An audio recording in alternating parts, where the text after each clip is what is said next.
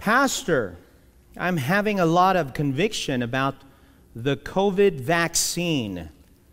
My employer just made it mandatory. I am feeling very vulnerable as an employee, and I am not sure what to do. Do you have any advice about this from a beliefs perspective? Thank you. Now, you and I are cognizant of the fact that this virus has been politicized to the hilt in every arena in our society. How many of you understand what I'm talking about, right? So I promise you tonight, I am not going to politicize this at all. Nor can I, because obviously I'm a preacher of the gospel of Jesus Christ. Now, I particularly like that statement which this questionnaire specifically asks about the beliefs perspective. In other words, a theological view on this question. Right? This is, by the way, this is yet another evidence. This is yet further evidence that theology matters. Theological life matters, right? It's not just BLM or ALM. TLM also matters. Okay? Maybe some of you ought to put this on a t-shirt and sell it. Theological life matters as well. Turn your Bibles to Genesis chapter 1. I'm going to begin with a little bit of the moral perspective on vaccines in general. Then I will offer to you my pastoral advice on this specific issue in the form of looking at 5 of the 7 theological principles to consider. And so perhaps a couple of you have read Albert Mohler's article on this one. This is simply my digest of his article, which he presented 7 principles. We're not going to look at all 7 of them tonight. Lord willing, we'll be able to do about 5 this evening. If you have not read his article on the Christian tradition and the question of vaccines, 7 principles for Christian thinking, you can go online and search for that. It is readily available there. You're turning to Genesis 1. Historic biblical Christianity has answers to questions like this one tonight. And the first principle to consider is basically this: what is the purpose behind the vaccine? The answer to this question will help us determine if the vaccine aligns with biblical mandate. The biblical mandate with regards to the world of science and medicines is found in Genesis 1, where man is supposed to take dominion of the earth. Look at verse number 28. Are you there? And God blessed them, and God said unto them, be fruitful and multiply, and replenish the earth, and subdue it, and have dominion over the over the fish of the sea, and over the fowl of the air, and over every living thing that moveth upon the earth. And so, having known and read and thought about this dominion principle in Genesis 1:28, we have to ask the question, what is behind the idea of the vaccine? What is the idea behind the vaccine? Obviously, it's simply this. The idea behind the vaccine is to press against the germs, the viruses, the bacteria that will harm humans, right? And therefore, it aligns within this dominion principle to have dominion over everything here on earth. So, to the question, does this fall in line with God's mandate to take dominion over this world? And my answer is a biblical one. And therefore, it is yes. The idea behind the vaccine is to press back against harmful germs, bacteria, viruses, things invisible to the naked eye. That's the first principle. Secondly, here is the second thing to consider, and that is, what is the content of the vaccine? Does it contain morally questionable or outright immoral items? And what is the answer, ladies and gentlemen, boys and girls? It is a fact that tissue taken from an aborted child in the Netherlands is involved in making many of the vaccines since the year 1972. Also, tissues taken from a terminally ill patient without consent are replicated and used in the making of vaccines as well since 1951. Now, let's pause here for a second and clearly state that the use of tissues from aborted human beings is to be condemned. That is a biblical condemnation, right? There is a nuanced view, however, a nuanced view, however, that must also be considered. Question: are the scientists today producing the COVID-19 vaccines directly involved in abortion? And the answer is no, of course not. Are they directly involved in abortion so that tissues from aborted babies could be used to produce the vaccines? And the answer is no, of course not. A theologian and president of the Southern Baptist Theological Seminary said that, quote, "The good news is there is no new fetal tissue whatsoever in any of the major COVID-19 vaccines. Not a bit. That's encouraging," end quote. Well, I asked the question, what did they use? What cells did they use to be the basis for the vaccine? What they used are replicated tissue cells from the aborted baby in the Netherlands, which scientists developed in 1971. In other words, they're not using new fetal tissues. They have replicated the cells of that aborted baby back in the 1960s, which they've developed in 1971. All right? Now, also in that article, you'll find this is how they have put it in this way. The cells that have been replicated from that aborted baby tissue,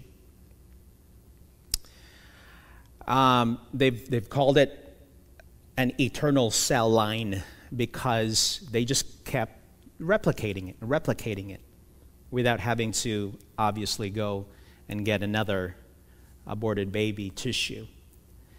They said that the cells which is unseen to the naked eye, right, could, if you put it line by line, one after the other, by now it would have revolved around the earth 3.5 times.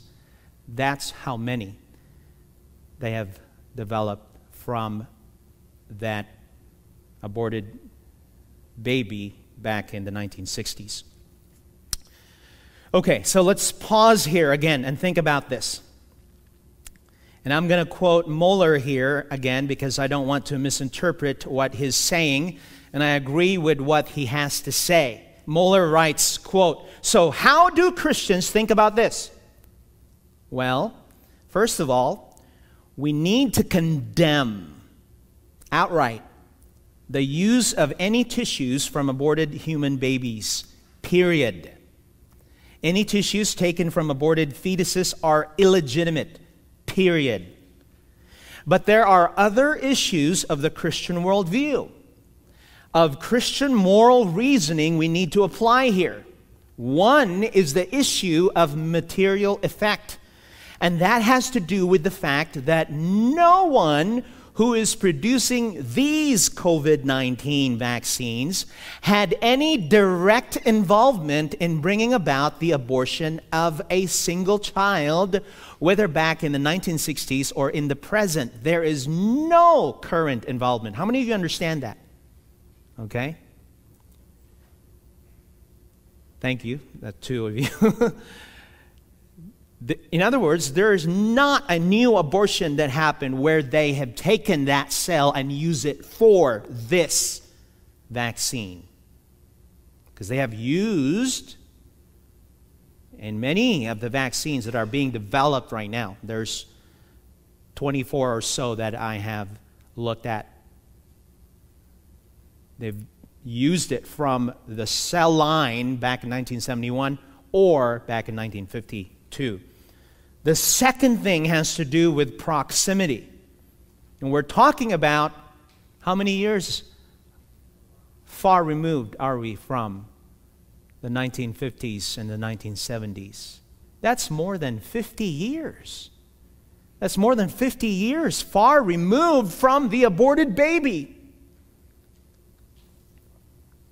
This is a fairly slippery moral principle, however, but it does have to do with the fact that the further you go in history, the harder it is to keep a clear argument as you're going backwards in times toward morally significant events. The good news about COVID-19 vaccines is that even as these cells, most importantly from the aborted baby, even as they were used in order to create the basic shape of the vaccine and its cellular form, the fact is there is no fetal tissue whatsoever in any of the major COVID-19 vaccines, not a bit, and that is encouraging. But at the same time, they're using the cell line that goes back to an aborted fetus in the Netherlands. That is the fact. We would not have this vaccine. And that's a tragedy of history. It's a tragedy like so many others, where you understand that going backwards in time, there was a horrifying wrong done. How many of you understand that? There was a horrifying thing done, right? But that does not mean that good cannot eventually come out of that harm, but it's not a good that is untainted in a sinful world. And we need to understand that directly. We as Christians would not allow ourselves any direct, rational, understandable, intentional, conscious involvement in tissues that were taken from an aborted fetus if we had any control over it whatsoever. End quote. And my takeaway from that is this: what men meant for evil, God can mean it for good. And we are more than 50 years far removed from that aborted fetus.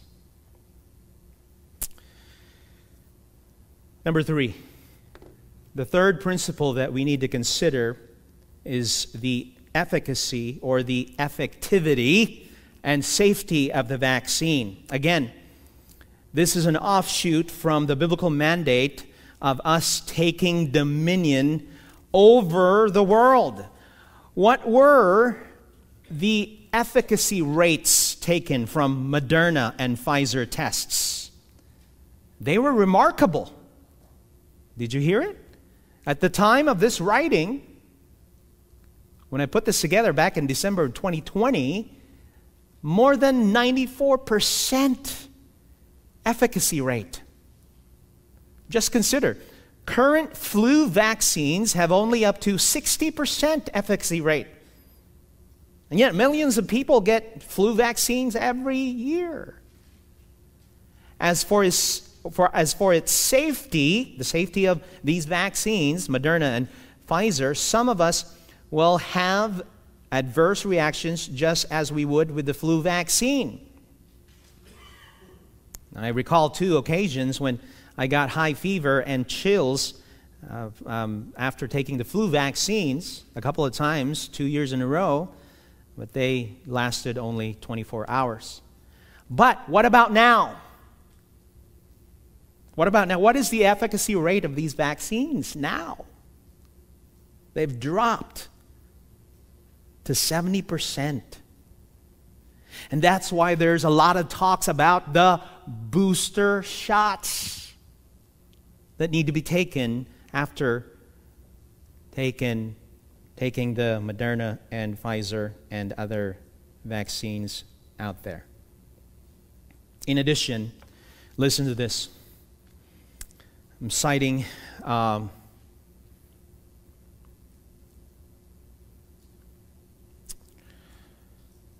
scientists from around the world and the vice president of vaccine manufacturer Pfizer, the former vice president.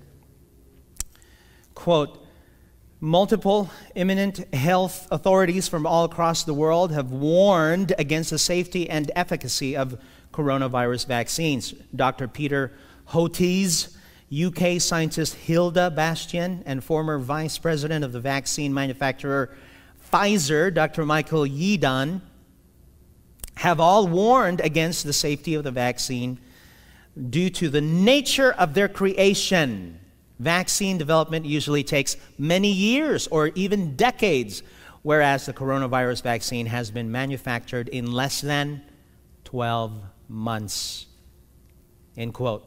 So, I understand why many thinking Americans say, I'm not comfortable with any of these vaccines receiving a fast-tracked product, as by definition, fast-tracking a product means that there is no data on long-term safety. So that's the third thing that we need to think about. Number 4, should the vaccine be made mandatory? Okay, turn to Romans chapter 14.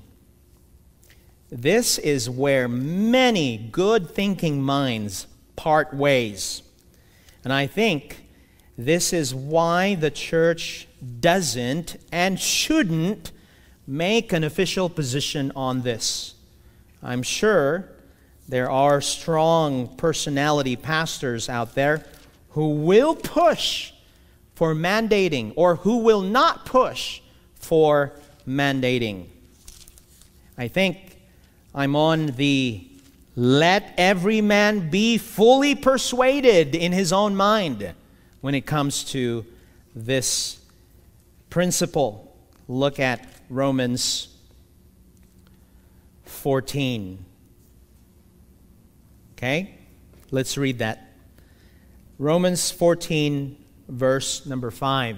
Are you there? Say amen. All right, 2 of you. Good. You are there? Romans 14, verse 5. One man esteemeth one day above another. Another esteemeth every day alike. let every man be fully persuaded in his own mind. And here's the application. Here's the application that I want you to hear. Look at that verse again. Okay?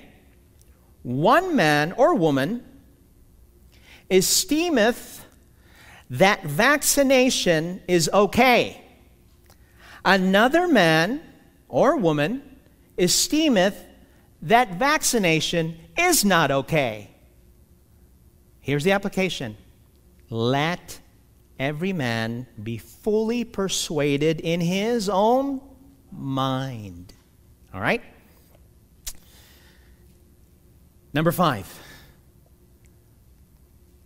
Love thy neighbor principle. This is the 5th principle to consider when we're thinking about this vaccine, COVID-19 vaccine or no vaccine.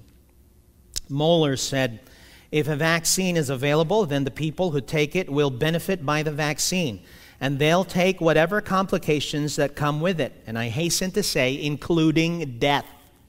How many of you understand that there are anecdotal evidences out there that are underreported of people taking the vaccine and they die a couple of days later? Right? But if a vaccine is available, then the people who take it will benefit by the vaccine, and they'll take whatever complications that come with it. Those who don't take it will just take responsibility for not taking the vaccine. The problem is this principle right here. The problem is that there's a moral equation. There are actually third parties, people who cannot take the vaccine or do not yet have access to the vaccine. People who can't take the vaccine because they have underlying health issues that would be fatal for them to take the vaccine. And they would be infected, they could still be infected by someone who refuses the vaccine. How do you apply this principle to that? Well, 2 things I can say about this. Number 1, asymptomatic, that is, with those who do not display symptoms, asymptomatic transmissions of COVID are too insignificant to warrant the mandate of a vaccine. Researchers at Nature Communications and the Journal of the American Medical Association both found that asymptomatic transmissions of the coronavirus are less than 1%.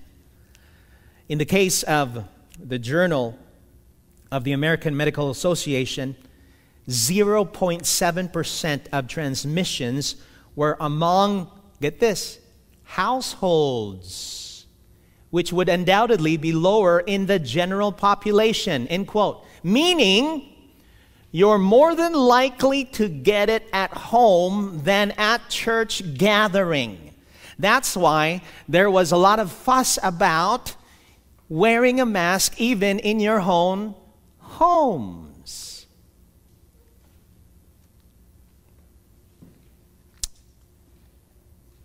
You're in Romans, right? Stay there. We're going to look at a couple more verses here. The second thing I can say about this is the application of Romans 14:10. Okay, let's look at that. But why dost thou judge thy brother? Or why dost thou set at naught thy brother? For we shall all stand before the what? Judgment seat of Christ. Here's the application. Here's the application. Why dost thou judge thy brother? Why dost thou mandate thy brother? Or why dost thou despise thy brother who chooses not to vaccinate? Or why dost thou despise thy brother who chooses to vaccinate? Do you get what I'm saying? For we shall all stand before the judgment seat of Christ. Okay? That's the application that we can draw from these verses. And by the way, that's further proof that whatever you decide here on this issue of vaccination, you have a biblical warrant that you will not lose your salvation. How is that, Pastor Christian? Well, what type of judgment is the Apostle Paul talking about? What is it called?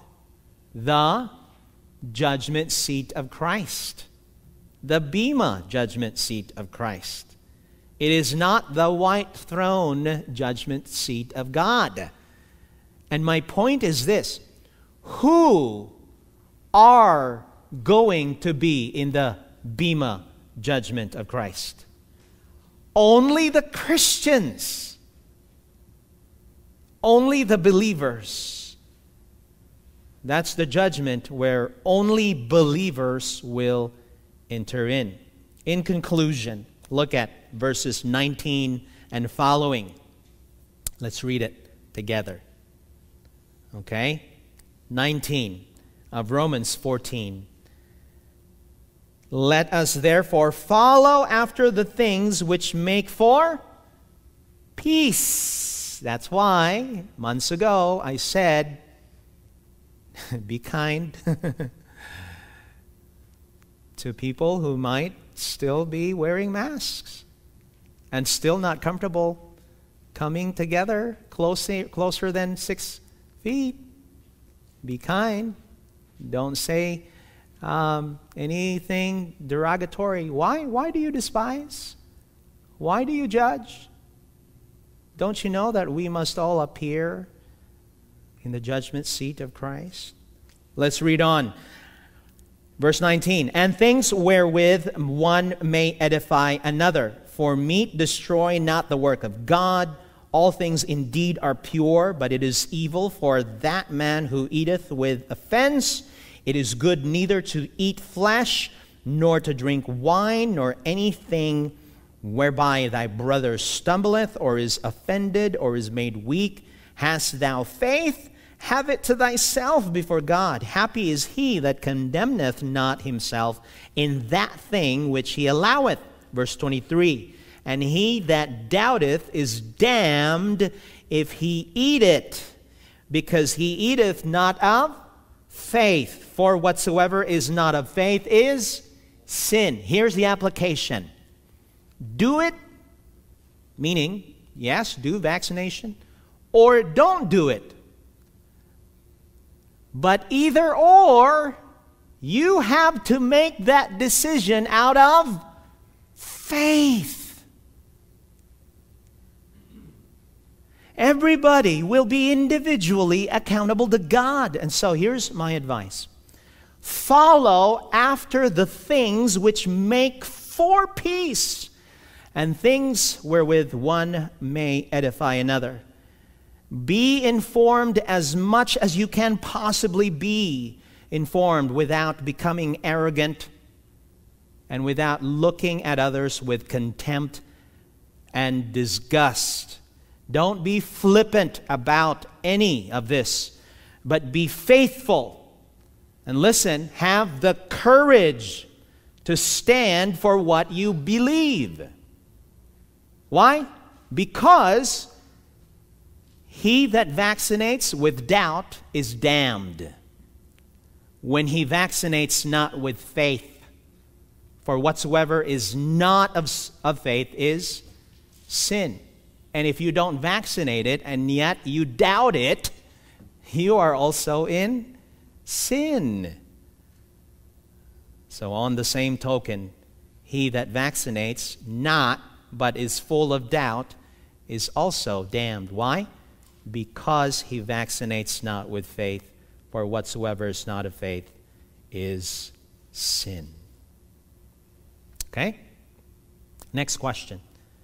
Many say that the vaccine is the mark of the beast. What arguments can be made to say that it isn't? Well, come back next time for our Ask the Pastor Wednesday. Let's close in a word of prayer.